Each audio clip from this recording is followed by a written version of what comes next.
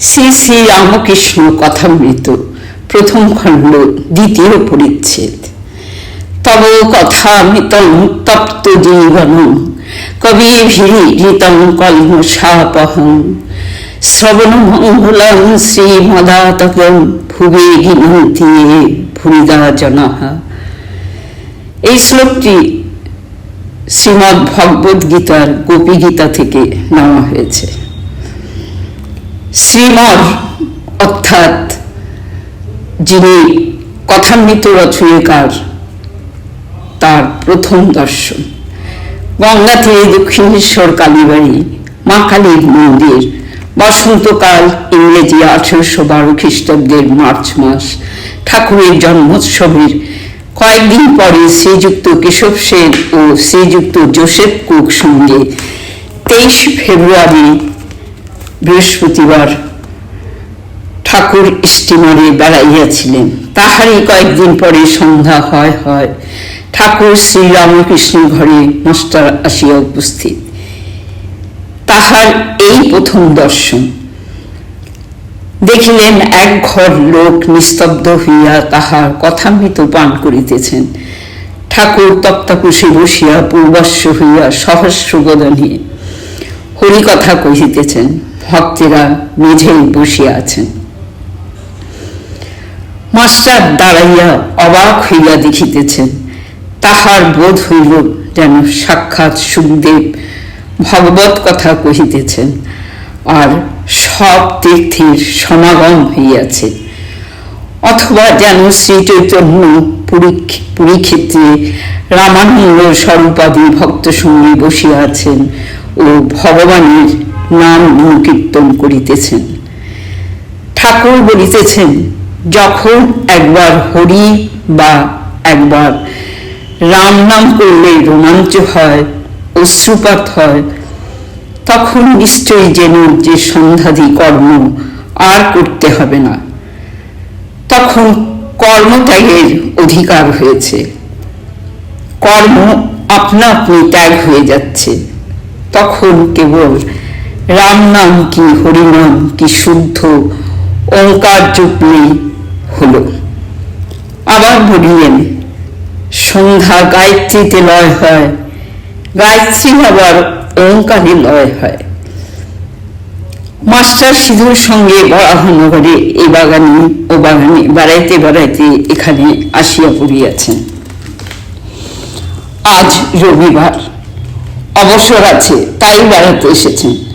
শ্রীযুক্ত প্রসন্ন বাণিজ্যের বাগানে কিছুক্ষণ পূর্বে বেড়াইতেছিলেন।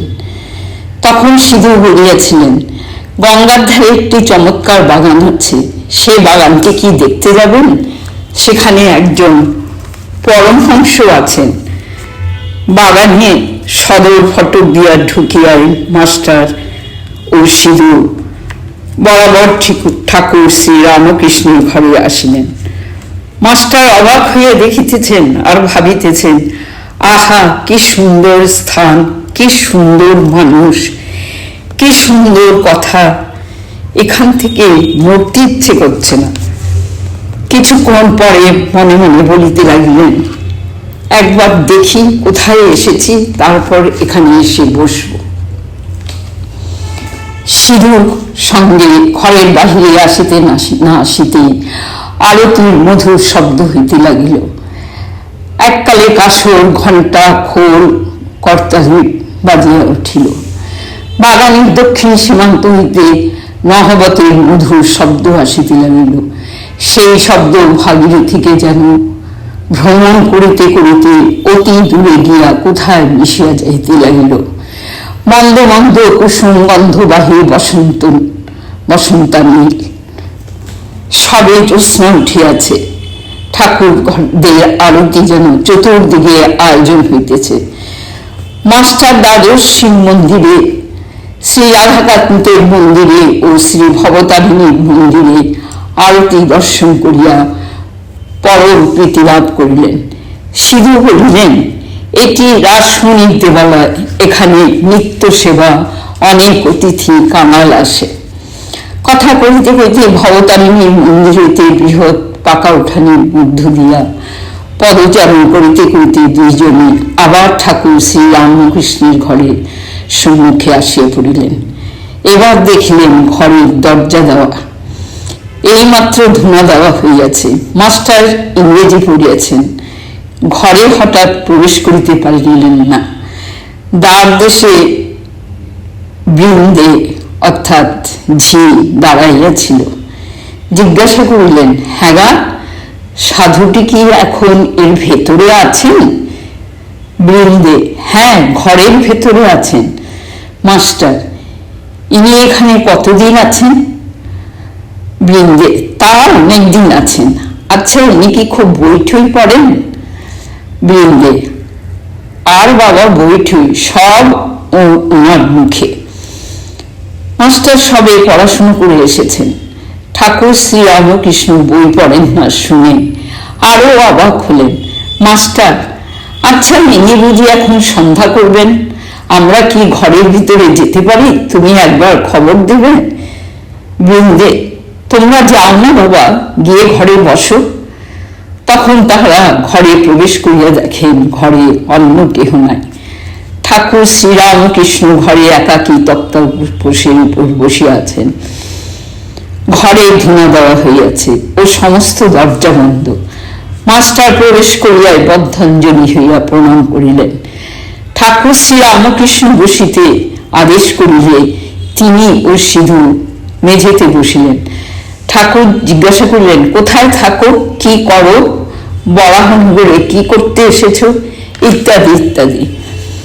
মাস্টার সমস্ত পরিচয় দিলেন, কিন্তু দেখিতে লাগিলেন যে ঠাকুর মাঝে মাঝে যেন অন্যমনস্ক হইতেছেন। পরে শুনিলেন এরই নাম ভাব। যেমন কেহ ছিপ হাতে করিয়া মাছ ধরিতে বসিয়াছে, মাছ আসিয়া টোপ খাইতে থাকলে ফাতনা যখন নড়ে, সে ব্যক্তি যেমন শশব্যস্ত হইয়া ছিপ হাতে করিয়া ফাতনার দিকে এক দৃষ্টে এক মনে চাহিয়া থাকে, কাহারও সহিত কথা কয় না, এ ঠিক সেই রূপ ভাব। পরে শুনিলেন ও দেখিলেন ঠাকুরের সন্ধ্যার পর এই রূপ ভাবান্তর হয়। কখনো কখনো তিনি একেবারে বাহ্যশূন্য হয়ে যান। মাস্টার, আপনি এখন সন্ধ্যা করবেন, তবে এখন আমরা আসি। শ্রীরামকৃষ্ণ ভাবস্থ, না, সন্ধ্যাটা তার এমন কিছু নয়। আর কিছু কথাবার্তার পর মাস্টার প্রণাম করিয়া বিদায় গ্রহণ করিলেন। ঠাকুর বলিলেন, আবার এসো। মাস্টার ফিরিবার সময় ভাবিতে লাগিলেন, এই সৌম্য কে, যাহার কাছে ফিরিয়া যাইতে ইচ্ছা করিতেছে? বই না পড়িলে কি মানুষ মহৎ হয়? কি আশ্চর্য, আবার আসিতে ইচ্ছা হইতেছে। ইনিও বলিয়াছেন, আবার এসো, কাল কি পরশু সকালে আসিব। দ্বিতীয় দর্শন। অখণ্ড মণ্ডলাকারম ব্যক্তম যেন চরাচরম তৎপদং দর্শিতম येन তস্मै শ্রী গুরবে নমঃ। গুরু শিষ্য সংবাদ, দ্বিতীয় দর্শন। সকালবেলা 8টার সময়। ঠাকুর তখন কামাতে যাচ্ছেন। এখনো একটু শীত আছে, তাই গায়ে মেলস্কিনের র্যাপারের কিনারা শালু দিয়ে মোড়া। মাস্টারকে দেখিয়া বলিলেন, তুমি এসেছো? আচ্ছা, এখানে বসো। এ কথা দক্ষিণ পুরো বারান্দায় হইতেছিল। নাপিত উপস্থিত। সেই বারান্দায় ঠাকুর কামাইতে বসিলেন ও মাঝে মাঝে মাস্টারের সহিত কথা কহিতে লাগিলেন। গায়ে এইরূপ র্যাপার, পায়ে চটি জুতো, সহাস্য বদন। কথা কহিবার সময় কেবল একটু তোতলা। শ্রী রামকৃষ্ণ মাস্টারের প্রতি, হ্যাঁ গা, তোমার বাড়ি কোথায়? মাস্টার, আজ্ঞা, কলিকাতায়। শ্রী রামকৃষ্ণ, এখানে কোথায় এসেছ? মাস্টার, এখানে বরাহনগরে বড় দিদির বাড়ি আসিয়াছি, ঈশান কবিরাজের বাড়ি। রামকৃষ্ণ, ও ঈশানের বাড়ি? শ্রী রামকৃষ্ণ, হ্যাঁ গা, কেশব কেমন আছে? বড় অসুখ হয়েছিল। মাস্টার, আমিও শুনিয়েছিলাম বটে, এখন বোধহয় ভালো আছেন। শ্রী রামকৃষ্ণ, আমি আবার কেশবের জন্য মার কাছে দারচিনি মিলেছিল, সে সাথে ঘুম ভেঙে যেত আর মার কাছে কাঁদতুম, বলতো, মা কেশবের অসুখ ভালো করে দাও। কেশব না থাকলে আমি কলকাতায় গেলে কার সঙ্গে কথা কব, তাই দারচিনি মেনেছিল। হ্যাঁ, কুক সাহেব নাকি একজন এসেছে, সে নাকি লেকচার দিচ্ছে। আমাকে কেশব জাহাজে তুলে নিয়ে গেছিল, কুক সাহেবও ছিল। মাস্টার, আজ্ঞার এইরকম শুনেছিলাম বটে, কিন্তু আমি তার লেকচার শুনি নাই, আমি তার বিষয় বিশেষ জানি না। শ্রী রামকৃষ্ণ, প্রতাপের ভাই এসেছিল, এখানে কয়েকদিন ছিল, কাজকর্ম নাই বলে আমি এখানে থাকবো। শুনলাম বউ ছেলে সব শ্বশুর বাড়িতে রেখেছে, অনেকগুলো ছেলে পেলে।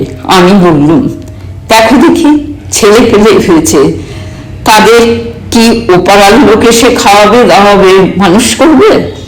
লজ্জা করে না যে ছেলে মেয়েদের আরেকজন খাওয়াচ্ছে আর তাদের শ্বশুর বাড়ি ফেলে রেখেছ? অনেক বকলুম আর কর্মকাজ খুঁজে নিতে বললুম, তবে এখান থেকে যেতে চায়।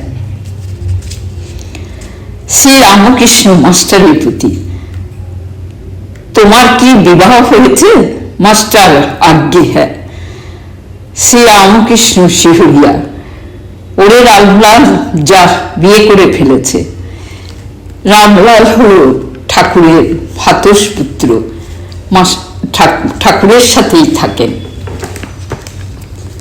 মাস্টার ঘোরতর অপরাধীর ন্যায় অবাক হইয়া অবনত মস্তকে চুপ করিয়া বসিয়া রহিলেন, ভাবিতে লাগিলেন, বিয়ে করা কি এত দোষ? ঠাকুর আবার জিজ্ঞাসা করলেন, তোমার কি ছেলে হয়েছে? মাস্টারের বুক ডিপ ডিপ করিতেছে, ভয়ে ভয়ে বলিলেন, আজ্ঞে ছেলে হয়েছে। ঠাকুর আবার আক্ষেপ করিয়া বলিতেছেন, যা ছেলে হয়ে গেছে। তিরস্কৃত হইয়া তিনি স্তব্ধ হইয়া রহিলেন, তার অহংকার চূর্ণ হইতে লাগিল। কিছুক্ষণ পরে ঠাকুর শ্রী রামকৃষ্ণ আবার কৃপা দৃষ্টি করিয়া সস্নেহে বলিতে লাগিলেন, দেখো, তোমার লক্ষণ ভালো ছিল, আমি কপাল চোখ এসব দেখলে বুঝতে পারি। আচ্ছা, তোমার পরিবার কেমন? বিদ্যাশক্তি না আদ্যাশক্তি? মাস্টার, আজ্ঞা ভালো, কিন্তু অজ্ঞান। শ্রী রামকৃষ্ণ বিরক্ত হইয়া বলিলেন, আর তুমি জ্ঞানী? তিনি জ্ঞান কাহাকে বলে, অজ্ঞান কাহাকে বলে এখনো জানেন না। এখনো পর্যন্ত জানিতেন যে লেখাপড়া শিখিলে ও বই পড়িতে পারিলে জ্ঞান হয়। এই ভ্রম পরে দূর হইয়াছিল। তখন শুনিলেন যে ঈশ্বরকে জানার নাম জ্ঞান, ঈশ্বরকে না জানার নামই অজ্ঞান। ঠাকুর বলিলেন, তুমি কি জ্ঞানী? মাস্টারের অহংকার আবার বিশেষ ভাবে আঘাত লাগিল। শ্রী রামকৃষ্ণ, আচ্ছা, তোমার সাকারে বিশ্বাস না নিরাকারে?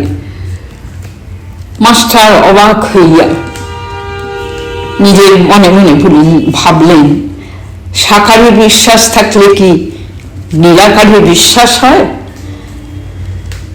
ঈশ্বর নিরাকার, এ বিশ্বাস থাকলে ঈশ্বর সাকার, এ বিশ্বাস কি হইতে পারে? বিরুদ্ধ অবস্থা দুটোই কি সত্য হতে পারে? সাদা জিনিস দুধ কি আবার কালো হতে পারে? মাস্টার, আজ্ঞা নিরাকার, আমার এইটি ভালো লাগে। রামকৃষ্ণ, তা বেশ, একটাতে বিশ্বাস থাকলেই হলো। নিরাকারের বিশ্বাস, তা তো ভালোই, তবে এই বুদ্ধি করো না যে এইটি সত্য আর সব মিথ্যা। এইটি যেন যে নিরাকারও সত্য আবার সাকারও সত্য। তোমার যেটি বিশ্বাস সেইটি ধরে থাকবে। মাস্টার, দুই সত্য এই কথা বারবার শুনিয়া অবাক হইয়া রহিলেন। এই কথা তো তাহার পুঁথিগত বিদ্যার মধ্যে নাই। তাহার অহংকার তৃতীয়বার চূর্ণ হইতে লাগিল, কিন্তু এখনো সম্পূর্ণ হয় নাই। তাই আবার একটু তর্ক করিতে অগ্রসর হইলেন। মাস্টার, আজ্ঞা, তিনি সাকার এই বিশ্বাস যেন হলো, কিন্তু মাটির প্রতিমা তিনি তো নন। শ্রীরামকৃষ্ণ: মাটি কেন গো, চিন্ময়ী প্রতিমা। মাস্টার চিন্ময়ী প্রতিমা বুঝিতে পারিলেন না, বলিলেন, আচ্ছা, যারা মাটির প্রতিমা পূজা করে তাদের তো বুঝিয়ে দেওয়া উচিত যে মাটির প্রতিমা ঈশ্বর নয়, আর প্রতিমার সম্মুখে ঈশ্বরকে উদ্দেশ্য করে পূজা করা উচিত। ঠাকুর শ্রীরামকৃষ্ণ বিরক্ত হইয়া, তোমাদের কলকাতার লোকের ওই এক কেবল লেকচার দেওয়া আর বুঝিয়ে দেওয়া। আপনাকে কে বোঝায় তার ঠিক নাই। তুমি বুঝাবার কে? যার জগৎ তিনি বুঝাবেন। তিনি এই জগৎ করেছেন, চন্দ্র সূর্য মানুষ জীব জন্তু করেছেন। জীব জন্তুদের খাবার উপায় পালন করবার জন্য মা বাপ করেছেন, মা বাপের স্নেহ করেছেন, তিনি বুঝাচ্ছেন। তিনি এত উপায় করেছেন, আর এই উপায় করবেন না? যদি বুঝাবার দরকার হয় তিনিই বুঝাবেন। তিনি তো অন্তর্যামী। যদি ওই মাটির প্রতিমা পূজা করাতে কিছু ভুল হয়ে থাকে, তিনি কি জানেন না তাকেই ডাকা হচ্ছে?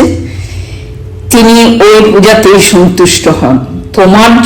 তোমার ওর জন্য মাথা ব্যথা কেন? তুমি নিজের যাতে জ্ঞান হয়, ভক্তি হয়, তার চেষ্টা করো। এইবার তার অহংকার বোধ হয় একেবারে চূর্ণ হইল। মাস্টার ভাবিতে লাগলেন, ইনি যা বলেছেন তা তো ঠিক। আমার বোঝাতে যাবার কি দরকার? আমি কি ঈশ্বরকে জেনেছি? না, আমার তার উপর ভক্তি হয়েছে। আপনি সুতে স্থান পায় না, শঙ্করাকে ডাকে। জানি না শুনি না পরকে বুঝাতে যাওয়া বড়ই লজ্জার কথা ও হীন বুদ্ধির কাজ। এ কি অঙ্কশাস্ত্র, না ইতিহাস, না সাহিত্য যে পরকে বোঝাবো? এই যে ঈশ্বর তত্ত্ব ইনি যা বলেছেন মনে বেশ লাগছে। ঠাকুরের সহিত তার এই প্রথম ও শেষ তর্ক।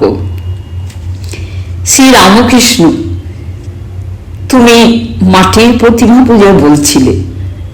যদি মাটিরই হয়, সে পূজাতে প্রয়োজন আছে।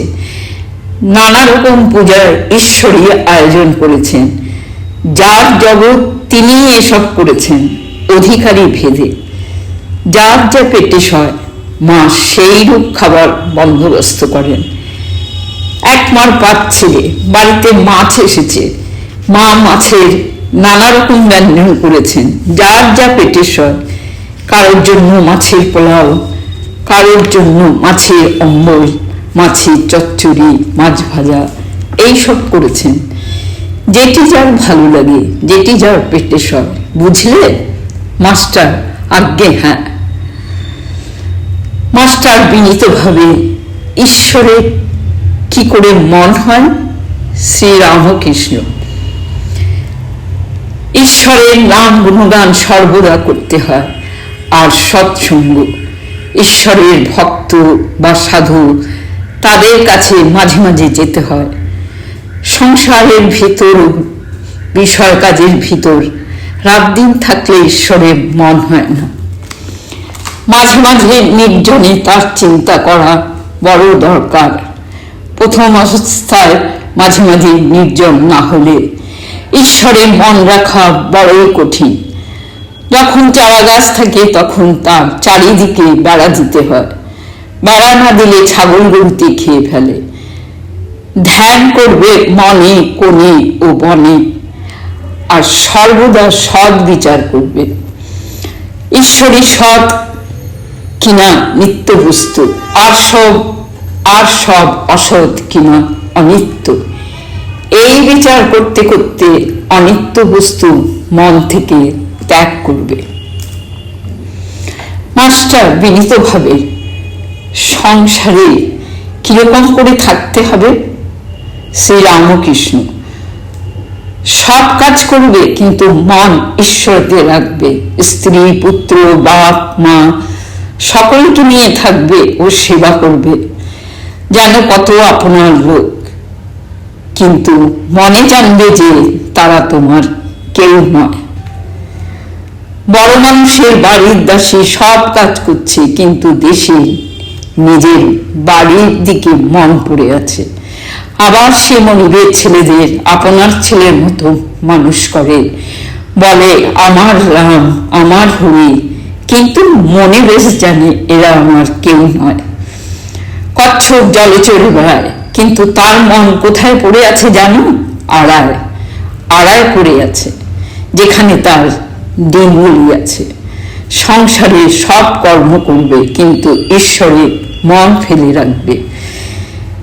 ঈশ্বরে ভক্তি লাভ না করে যদি সংসার করতে যাও তাহলে আরো জড়িয়ে পড়বে। বিপদ শোক তাপ এসবে অধৈর্য হয়ে যাবে, আর যত বিষয় চিন্তা করবে ততই আসক্তি বাড়বে। তেল হাতে মেখে তবে কাঁঠাল ভাঙতে হয়, তা না হলে আঠা জুড়িয়ে যায়। ঈশ্বরের ভক্তিরূপ তেল লাভ করলে তবে সংসারের কাজে হাত দিতে হয়, কিন্তু এই ভক্তি লাভ করতে হলে নির্জন হওয়া চাই। মাখন তুলতে গেলে নির্জনে দই পাততে হয়, দইকে নাড়ানাড়ি করলে দই বসে না।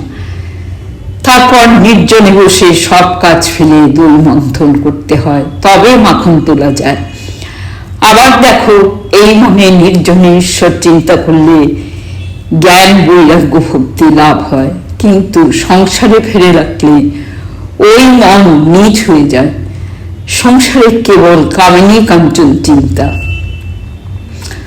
সংসার জল আর মনটি যেন দুধ, যদি জলে ফেলে রাখো তাহলে দুধে জলে মিশে এক হয়ে যায়।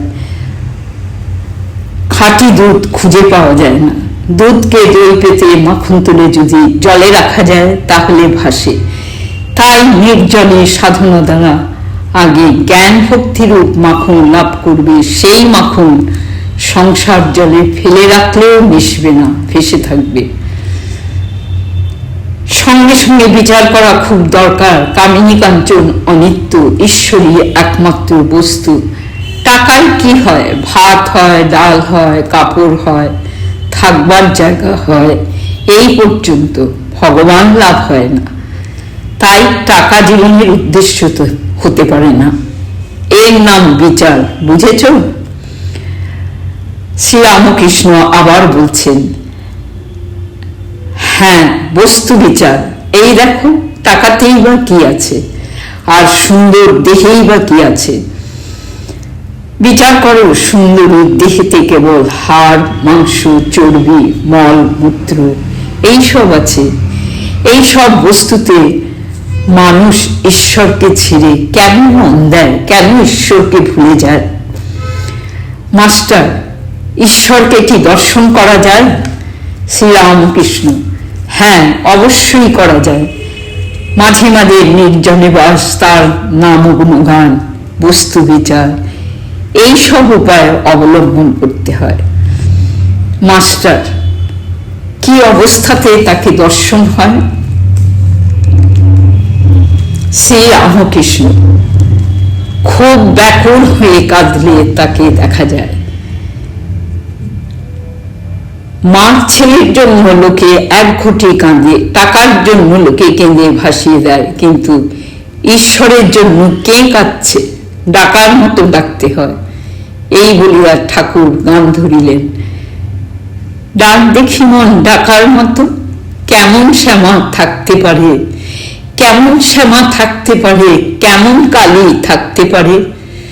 মন যদি একান্ত হও, জবা দুর্লদন ল, ভক্তি চন্দন মিশাইয়ে মার পদে পুষ্পাঞ্জলি দাও।